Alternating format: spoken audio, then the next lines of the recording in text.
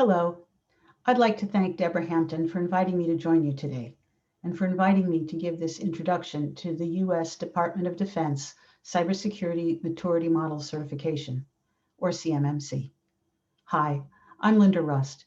I got focused on the challenges of cybersecurity about 9 years ago, and I'd already had a career of well over 15 years managing mission-critical technology projects.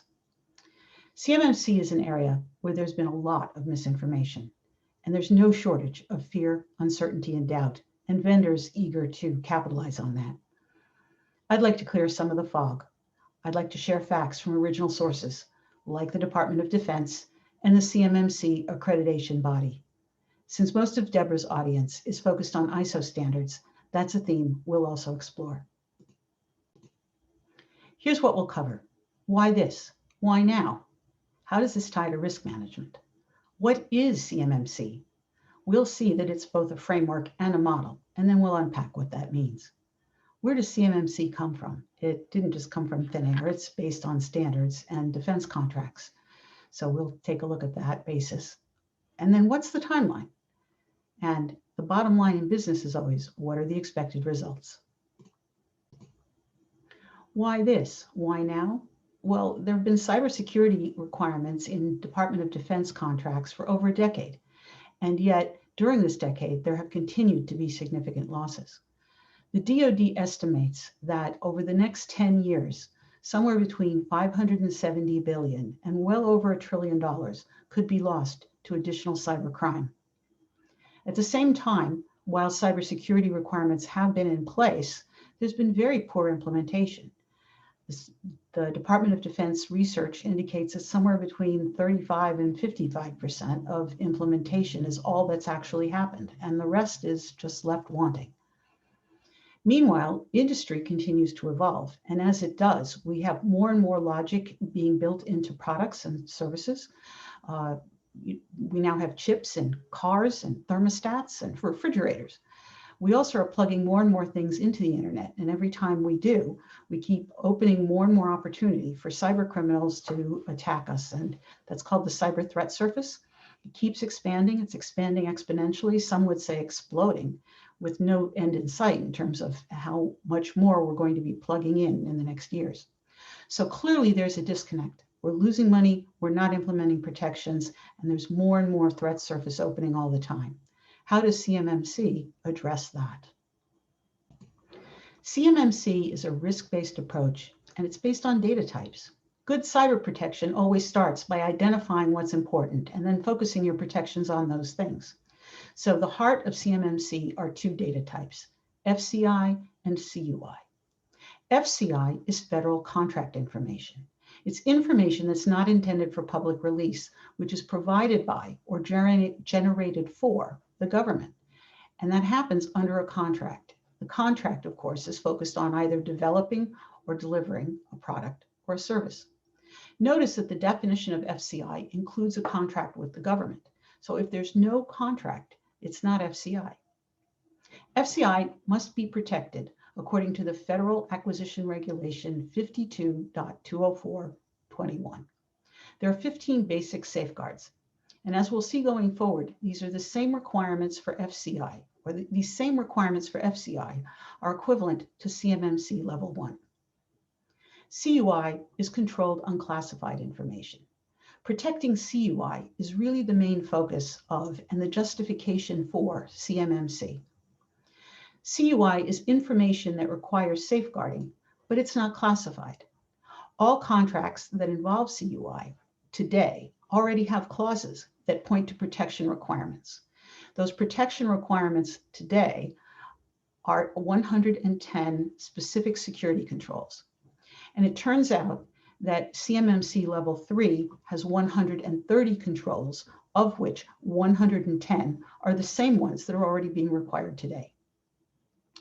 Now, under CMMC, each Department of Defense contract is going to specify the maturity level that's required. And that's going to be based on the data type that the contract involves. Is it just FCI or does it also include CUI? Prime contractors that have a contract directly with the DoD will specify the maturity level that's required in the flow down to the subcontractors. So if cybersecurity requirements have been in place for many years, what makes CMMC different? Well, the requirements today are based on trust. Contractors are required to do a self-assessment, and they do a self-attestation of compliance at the time of contract award. Under CMMC, we're going to still have trust, but the trust is going to come with verification.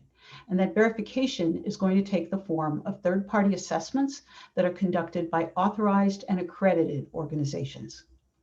Instead of self-attestation, CMMC will require certification.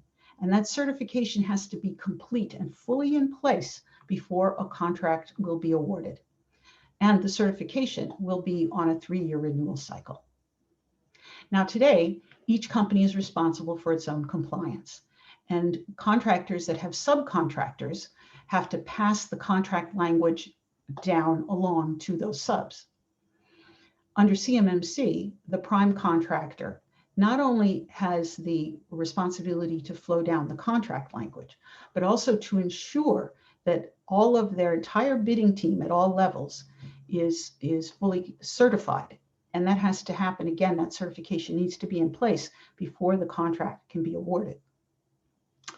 Today, the protections that are in place allow for an incomplete implementation to be documented.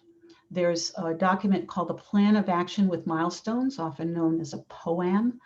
And if you have aspects of the implementation that are not complete, they can be noted on the POAM along with a plan for continuance.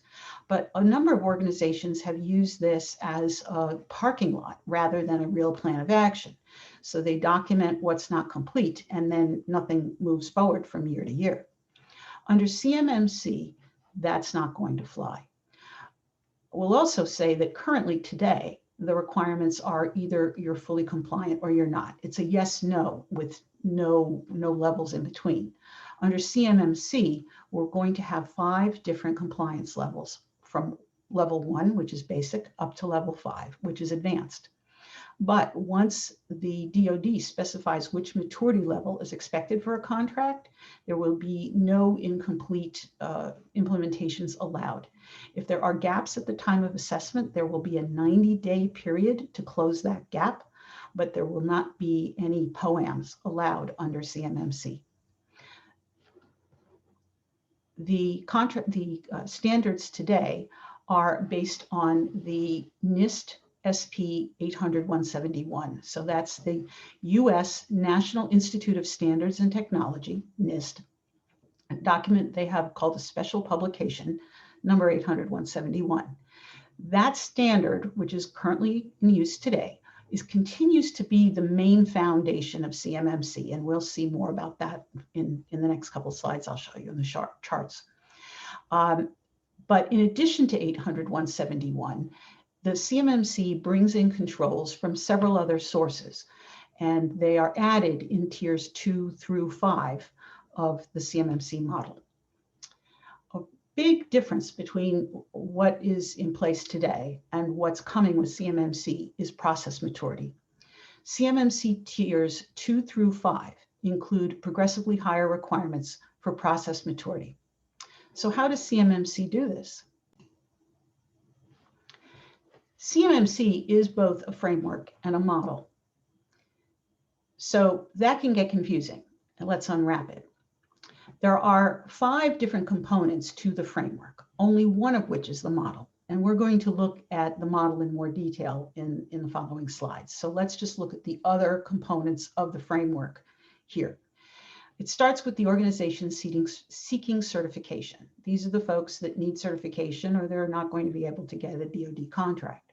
We have the model, as I've said, and then we have the assessment standard, which gives us even more information about how the DoD expects us to execute the model.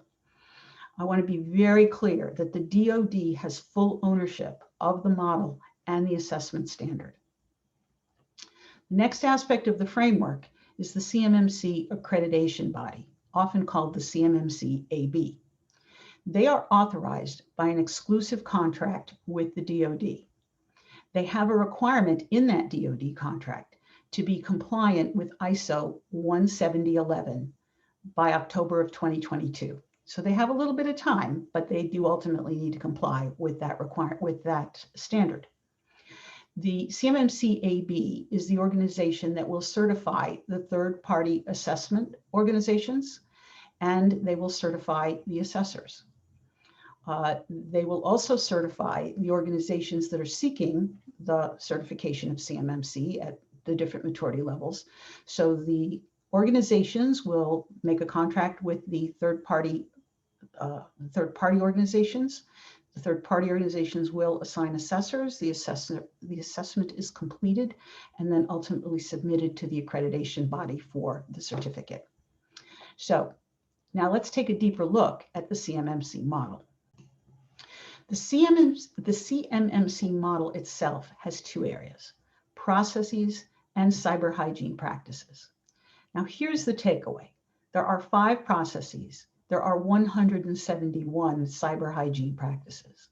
There are many, many more practices than processes. So no wonder the attention is so often on the technical content. So many practices. Not all that surprising, right? This is cyber. You expect a lot of technology. But the processes are critical, and the processes are really a multiplier. So comparing the 5 to the 171 is apples and oranges at best. So let's see how this works. So let's look at the CMMC model maturity. Here the practices are arranged in 5 levels, from 1 at the bottom to 5 at the top. Basic cyber hygiene at level 1 is FCI data, as we've already said. And then we go up through level 2 to level 3, where we have good cyber hygiene, and that's what's necessary for CUI data. Eventually, we get to level 5 for advanced cyber protection. So that's the practices, and we're going to look more at the technical content in just a minute. Let's drill down on process maturity. Process maturity is new for CMMC relative to the current requirements, right? The descriptions at the far right are additive. So as you go up each level, it includes all the steps below it. So level 1, ad hoc performance. Documentation isn't strictly required if you can demonstrate that it's being done. Level 2 is a huge process step. You have 2 new processes at this level. First of all, you have to have a policy to cover all the activities, and you have to document everything, including everything you were already doing in level 1. Now, level 3 says, in addition to the policy and the documentation on everything, you also need a plan that covers all of the activities, all of the resourcing, and you have to maintain that plan. Level 4 introduces measuring the effectiveness of the processes, and that includes process review. And then when you get to level 5, the requirement is everything up until now, plus you have to make sure that you have a standard documented approach that is the same in all relevant parts of your organization. And clearly, if the organization is of any size, that's a pretty high bar. Now, Deborah has pointed out that the process maturity piece is really about institutionalizing the cyber hygiene practices. I can't think of a more clear way of saying it. So what is it that we're institutionalizing? I'm going to start here on this chart with an apology for switching things around on you. I can only say I work with the materials I'm given with, and this is all coming from the CMMC AB and the DoD. Let's just notice that while on the last slide, we had level 1 for basic at the bottom and level 5 at the top, which made sense to show increasing maturity. On this chart and all the ones that are going to follow, we're going to have level 1 at the top and 5 at the bottom. Now that also makes sense because we're starting easy and we're kind of digging our way into the hard stuff as we go down. This chart shows that between level 5 and level 1 and level 5, there is a significant increase in the number of cyber hygiene practices. Now, this is in addition to the process maturity that we saw on the last slide. Notice the color difference between level 1 and level 2, which are both a lighter purple, and that ties to the FCI. And then the darker purple, levels 3, 4, and 5, which tie to CUI. So here's the takeaway from this. There are a lot more content and a lot more complexity at level 3. Level 1 has 17 practices, 17 things I have to do to protect the FCI. Level 3 has 130 practices, and that's a huge difference. Organizations that only need level 1 certification based on what the DoD contract says are going to save a lot of time and a lot of money if they just meet those requirements. Just looking at certification, there's no gold star to overachieve. But here's a caveat. Compliance and certification is not the same thing as security. So there may be many reasons, many business reasons for your organization to implement practices or processes that are not required at the CMMC level that is in your contract. Now, there are so many practices, 170 of them. Where does all that come from? The answer has two parts, contracts and standards. Most of Deborah's audience are ISO folks, so let's start with the underlying standards. Levels 1 through 3 are primarily defined by the NIST SP 800-171, as I've already said. In its entirety, this is the standard that is currently required for CUI. We'll see in the next slide what drives the subset of that for level 1. But before we get there, let's just note that the higher levels draw on some additional material. And that additional material comes from the United Kingdom, from Australia, from the Center for Internet Security, or CIS, and that's a global organization. And it also draws on some additional material from NIST, from the National Institute of Standards and Technology. Now, the DoD calls CMMC a model and not a standard, and it's for this very reason. The DoD doesn't own standards. NIST does, but standards often evolve slowly, thoughtfully, by all means, but slowly. Cybersecurity is a dynamic environment, so by owning the model and by reserving the right to draw on other resources, the DoD can respond more quickly to the latest things that's happening in the cybersecurity threat area and the threat landscape. While standards provide excellent guidance, they don't bring with them an obligation to deliver. It takes a contract to do that. So in this slide, we've now added the top row, which talks about the DoD regulations and contract clauses that refer to the standards. And then the standards are what drive the practices. Now, you might want to notice the explanation marked by an asterisk that appears in the lower left sort of dark purple box. It's the one right where it says sources of standards and CMMC model. Just under that, the leftmost box. See the asterisk? It says note, 15 safeguarding requirements from 48 CFR 52.20421 correspond to 17 in the NIST standard. So this is an example of one of those bridging ideas that's bringing together a more unified approach to cybersecurity across the DoD under this CMMC standard. The 15 items that are listed in that regulation that specifies FCI protections map to 17 when you start looking at a little bit different delineations in the NIST standard. Ultimately, it gets to the same security result, though. So these are the current clauses that you're going to see in use. They, however, map to subsets of CMMC, not the entire CMMC framework. The bullet that you see on the top left of this slide shows the CMMC clause, DFARS 252.204.721. That is the clause which will introduce this complete picture of CMMC, both the framework and the model, and it unifies all that came before. So that's now beginning to appear in contracts, and let's talk about the timeline. Every timeline starts with now. Just a quick recap then of what's actually required now. Remember in the why this, why now slide, we said that somewhere between 35 and 55% of the current requirements is all that's being implemented, and what's left is this big gap. So the current requirements include all contractors and subcontractors have the obligation to protect FCI. All contractors and subcontractors that handle CUI have obligations to comply with NIST SP 800-171. And then there's a new twist. New contracts and contract extensions are also subject to what's called the interim rule that was just published in September of 2020 and became effective in November of the same year. This shortcut, I mean, it was a very short time between the time that interim rule was published and when it became effective. And the DoD was able to do that because they presented urgent and compelling circumstances. The business case they made to say, hey, we really have to hurry up and get this done is exactly the two bullets that I put on the slide that was called Why This, Why Now? The idea that we're projected to lose a tremendous amount of additional intellectual property, that 500 billion to $1 trillion number, at the time when we're not implementing very much of the requirements that are already in place. So the interim rule said, in the meantime, even before we get to CMMC, there's a few things that we're going to require people to do.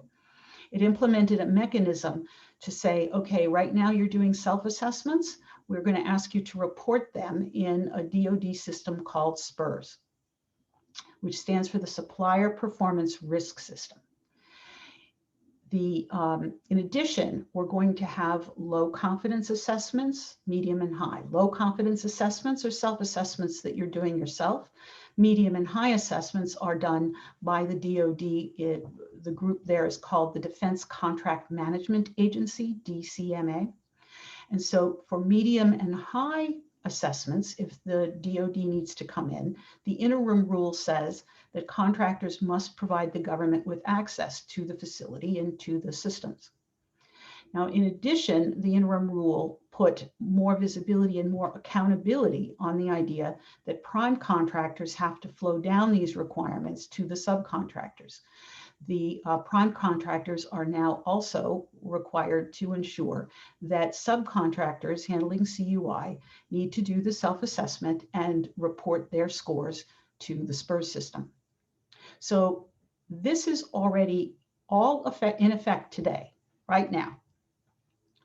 The big question is, when does the third-party verification start? When does CMMC? So the CMMC contract clause is different from those that came before it. The CMMC contract clause is DFARS 252-204-721. It should be pretty easy to know when CMMC is required. And as you can see from the chart, the intention is to roll it out gradually. The throttle and speed of implementation is controlled by the DoD Chief Information Security Officer for Acquisition and Sustainment. If you've heard the name Katie Arrington associated with CMMC, that's her. She's the CISO. The rule is written to say that her office must approve any contract before it includes the CMMC clause. And they're doing that to ensure that the rollout is thoughtful and sustainable. All indications are that we're getting off to a slow start. As you can see from the chart, we were targeting 15 prime contracts for this fiscal year of 2021. As of this moment, fewer than 10 of those 15 contracts have been identified, and we're about halfway through the fiscal year. At least 2 of the contracts that have already been identified have been postponed. But now, in fairness, there are many factors that affect the timing of a large DoD contract. So it's not all under control of the CMMC program. Some say that this slowness right now is a sign of commitment. It means that people really want the first contracts to succeed. Now, the entire defense industrial base is estimated to include 300,000 organizations. And as you can see from the chart, the gradual rollout extends through fiscal year 2025. The plan right now is that with fiscal year 2026, which begins on October 1st of 2025, as of fiscal year 2026, it is expected that CMMC will be included in all DoD contracts. So speaking of the final destination, what are those expected results? Now, the bottom line is always business results. We expect more objective assessments of compliance because of certified third-party oversight. We expect a higher degree of compliance since non-compliance under CMMC is a no-go for contract award. For each organization at any given level, this chart shows an outline of the expected results at that level. Level 1 is limited resistance and limited resilience, and that's going to be sufficient for FCI. Level 2 is minor resistance and minor resilience. Level 3, which again, that's the focus for CUI. Level 3 is where we achieve good cyber hygiene, and at that level, we achieve moderate resistance and moderate resilience. Now, levels 4 and 5 are a lot more comprehensive, but I also want to emphasize that we do not expect very many organizations to be required to achieve level 4 and 5 under CMMC. The attention at this point is very much on the majority of the defense industrial base, which is expected to be required to have either level 1 or level 3 certification.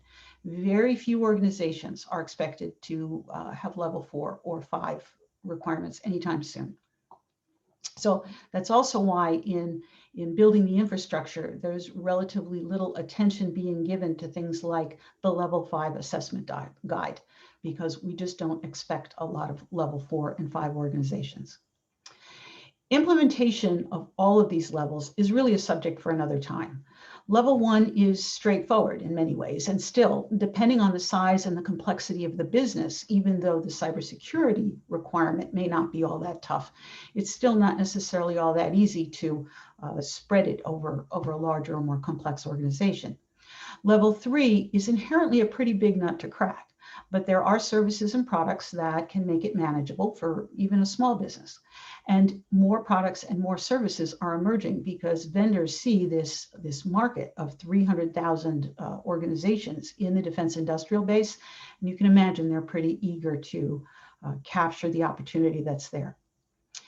So again, I hope this has helped to expand your understanding of CMMC. It is an area where there is just so much misinformation. There are too many vendors that are really eager to make money on that confusion. So I very much appreciate the opportunity to share some facts and hopefully clear the air. I thank you for your attention. I look forward to hearing from you. If you have any questions, either now in the Q&A that follows, or perhaps in the future by email or LinkedIn, I'd love to interact with you.